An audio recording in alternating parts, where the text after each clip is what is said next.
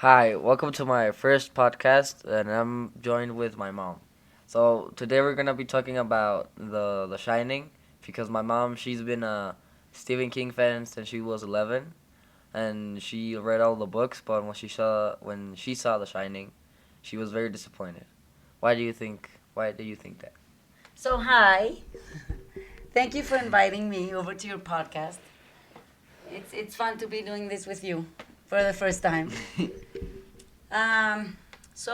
Yes, I was a Stephen King's fan since I was very young. I read all the books and I read The Shining. And then in 1980, the film was released. So I was maybe 13. It was like 1987 when I saw it for the first time.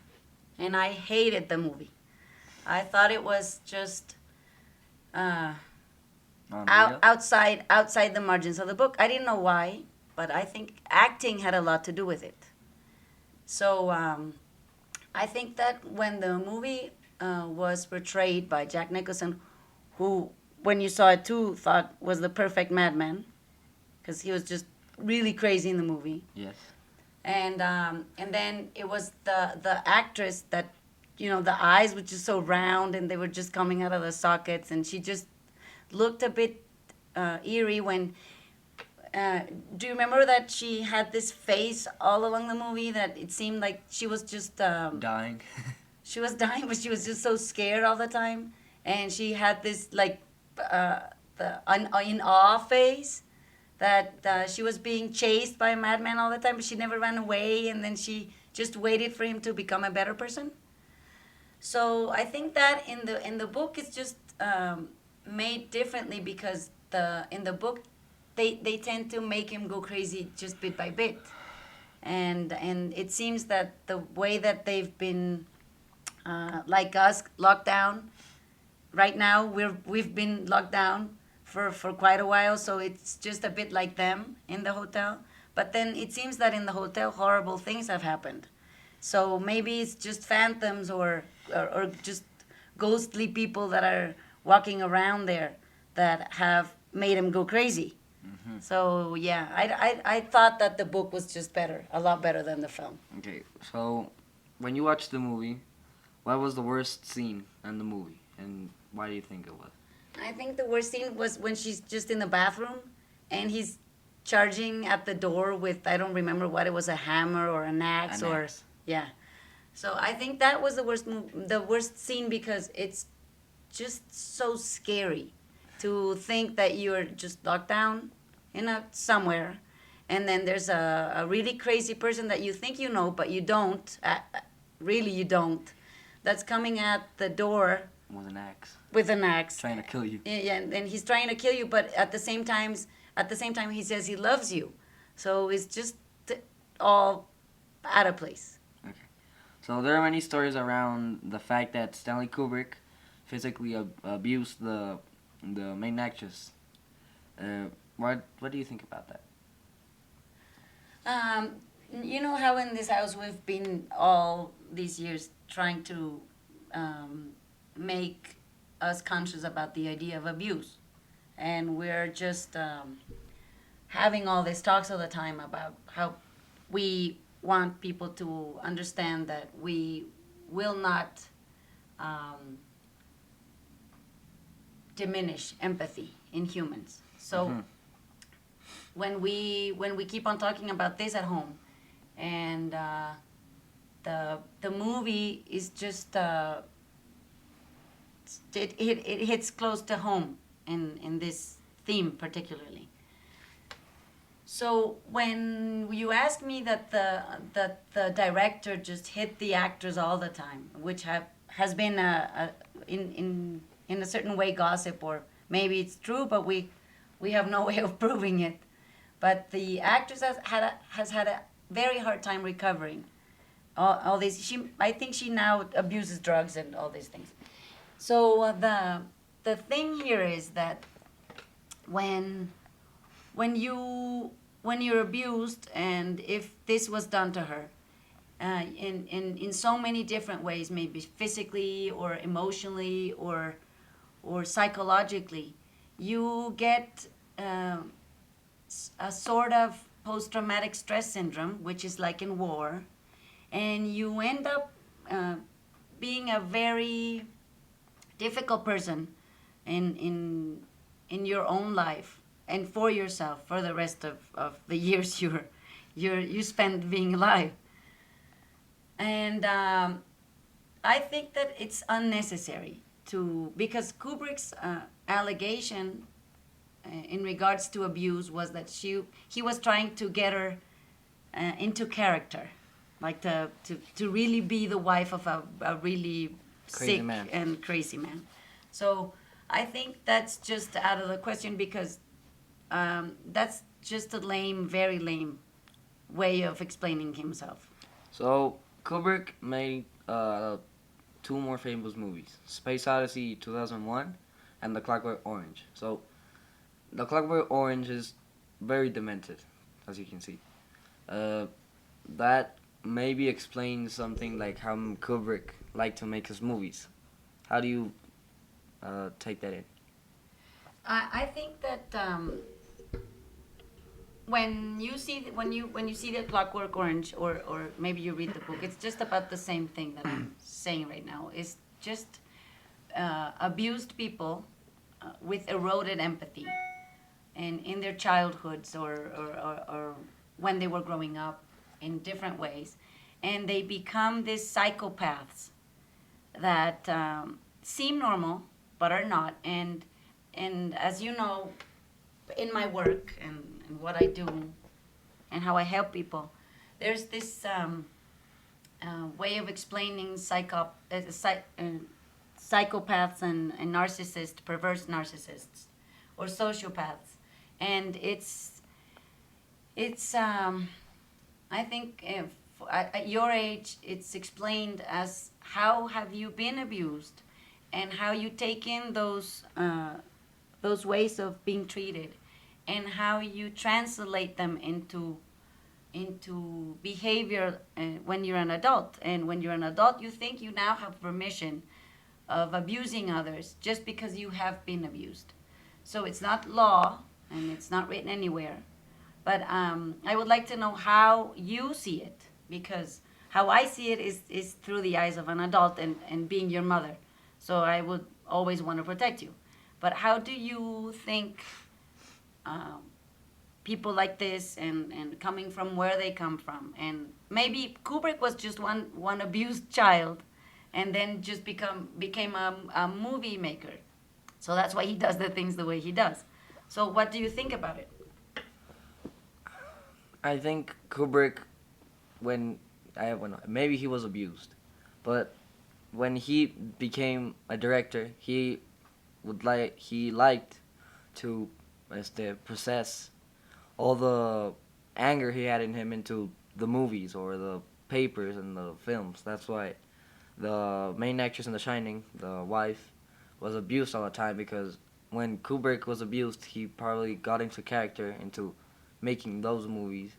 That's what made him direct The Shining and The Clockwork Orange, that were just a psychotical film. Mm-hmm. That would just be chaos all the time. But there was a particular scene in The Clockwork Orange that, I don't know, made like representation of what we think can make people change, what cannot. When they catch one of the gang members, and they take him into like a cell or something, like a room, and they don't let him close his eyes. Mm-hmm. So they just put a TV, or a TV with violence, because he was very violent, and people thought, well, if we make him watch violence, maybe he will stop. When he watched violence, watched and watched until his eyes just turned all red and stuff. And once he got out, he was more violent, Mm-hmm. because people thought, well, maybe I can change him if I make him see what he maybe has done to these people. But the thing is that you need to make them understand how difficult this is to surpass, or just Yeah. pass through along, because So do you think that there's a place you get to when you've been abused, and that they desensitize you to a point you can never change? Well, there's never such place as that because there's always time for change. You can always change if you want. It's just the feeling that you can. You have to encourage yourself to changing. But Stanley Kubrick kind of changed, but he was like Michael Jackson. He was abused as a child, then abused other children. But Kubrick only abused one of the characters to make her really get into the role because he was really raged because he was just traumatized as a kid. So do you think that maybe when he makes these films, he's trying to communicate something that he can't just put into words because he's just maybe extraordinary at making people do or act the way he wants to communicate a message, that he just gets frustrated that she doesn't do the work finely, Well, and he just wants her to be the very scared person or the very mad human that is just sitting there being violent, or because I think Jack Nicholson gets into character very quickly, and maybe he's just akin to Kubrick in that way. the what I think is that Kubrick was trying to in The Shining he was trying to representate what happened to him as a child, but in a different way, like in the movie, because his dad and Jack Nicholson Uh-huh. broke the Danny's arm and that star. Well, we don't see it, but they say it. So he pulled him a little hard, but he's he broke his arm, and the wife was trying to uh, like save him or Mm-hmm. just do not Protect him. protect him. Because he said no, it was just a little accident. He just pulled his arm and a little harder and broke his arm. But that's like kind of the message to let people resolve their problems. Yeah, they just justify it. They Or just they say make an explanation a bit not Like- to not sound so aggressive. oh, he just just punched him and just left him a purple eye. No, but it's fine. They were just playing. It was just an accident. Or he threw him into the wall and by accident. So do you think that maybe these very aggressive people, and these demented psychopaths or near psychopaths, they just get along and bypass all supervision because they have, in a way, people around them that justify their actions, that they just, abide and maybe say, oh, no, he's not just mean, he just did it Acts because, like that. yeah, he just did it because, That's a mood. It's a mood. yeah, Right. it's just because he was just a bit angry or just impatient, or so maybe we should be watchful of those things. Maybe those movies are not as bad as I think they are. But like when you like critiqued the actress of the movie, Shelley Duvall, you said she was crying all the time because her eyes were just red all the time.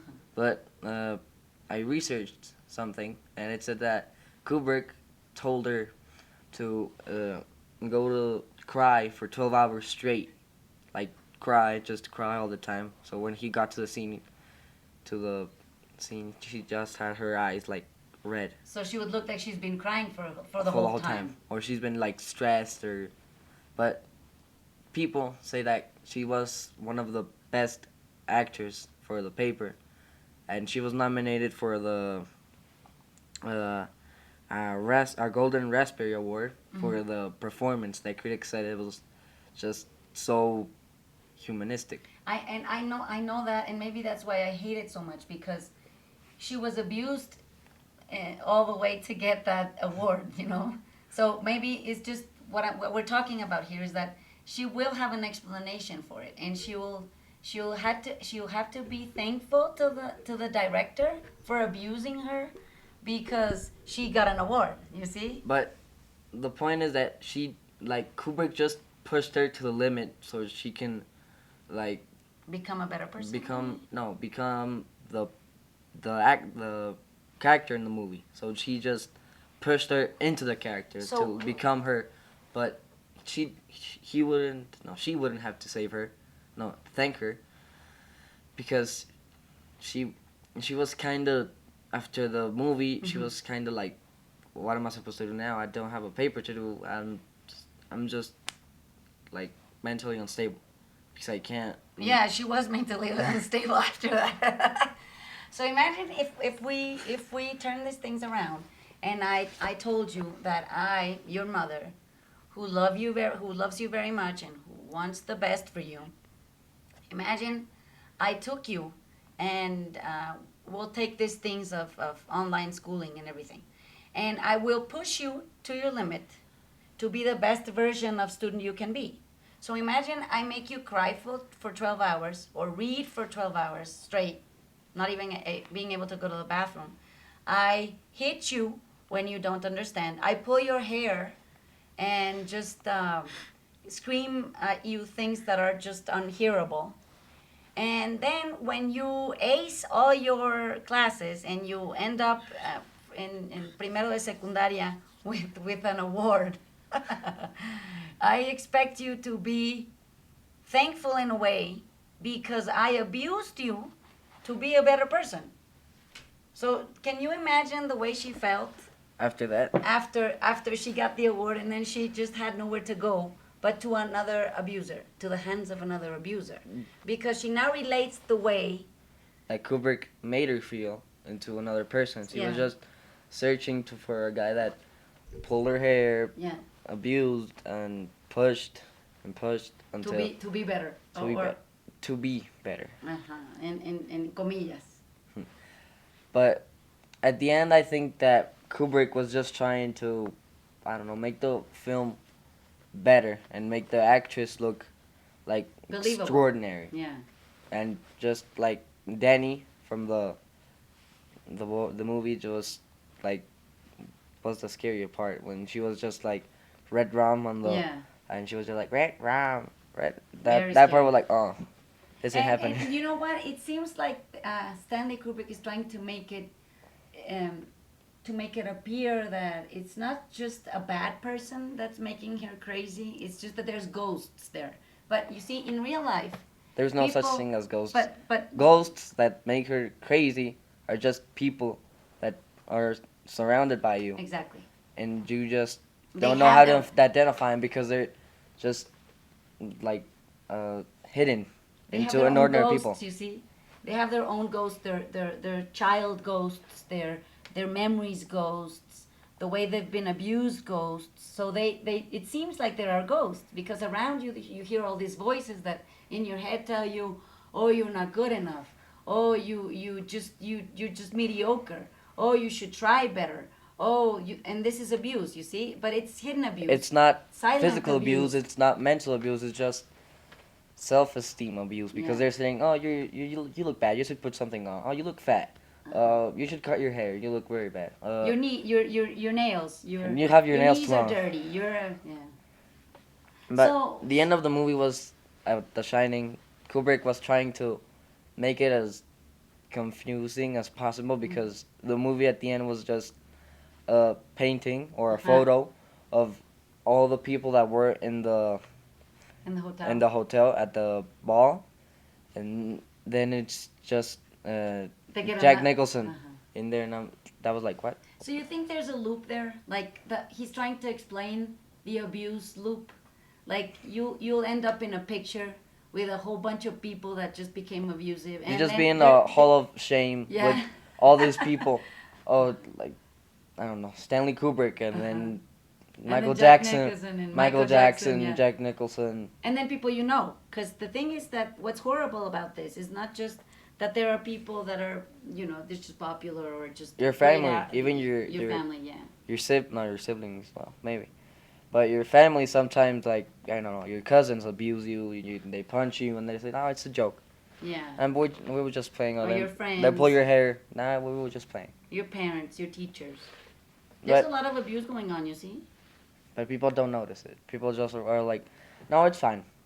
So you think making a podcast about movies, like hard movies or violent movies or Movies that give you a reason to think that people in this world don't, like some people in this world don't deserve to be like in the same place as good people. Like imagine like Michael Jackson. Everybody thought he was like the best person he could be, but there's proof. There's kids. There's like a professor that taught Ines like a dance. Mm-hmm. He was one of the kids that abused Michael Jackson. Mm-hmm. But everybody just saw the good part of him because like everybody like kind of knew he was abused, no, abusive, Mm-hmm. but they ignore that. Mm-hmm. Like when you see a, I don't know, like your cousin abusing your sister, and you're like, nah, he's a good person, but you don't identify it because that's someone you love, And like you, you you know. you wouldn't think that somebody that loved you could abuse you, right? You're like, no, he couldn't. He's just someone I know for a very long time. He couldn't do this to me because I love him a lot. And he loves me. That's so he says. So it's love. It's like he punches you and like, oh, I'm sorry, I love you. So do you think that maybe when we get confused about what love is, when you learn the term love with actions and they tell you I hit you because I love you, I disrespect you because I love you, and then you get your idea of love from those primary ways of learning about it, and then when you become an adult, then you just practice love the way you learned it. So it's just very confusing because love is just abused most of the time. But that's like Kubrick. He just like his parents treated him, like when maybe treated him, they abused him, but they said they loved him Uh-huh. to become a better person. But Kubrick abused the Actors and the actor, the actress, to make her a better actress. But at the end, she was just very confused of what was happening because she pushed her, but she loved her, and she was So just back and forth. do you understand now the confusion that could make or put you in when your body feels it's being abused in a way, like physically, mentally, or emotionally, or as you said in a self-love kind of way, and then your mind tells you no, he loves you or she loves you. Can you No, imagine how very, I was gonna how say the F confused. word, but yeah, you would end up being here when Freaking. when you just don't understand what's going on. Well, at the end, you just like when you see someone abusing you, but that's someone you know, like I don't know, like Ines. Let's suppose that she abuses me, but I don't know that because I don't accept that. I don't want to think. I don't want to see.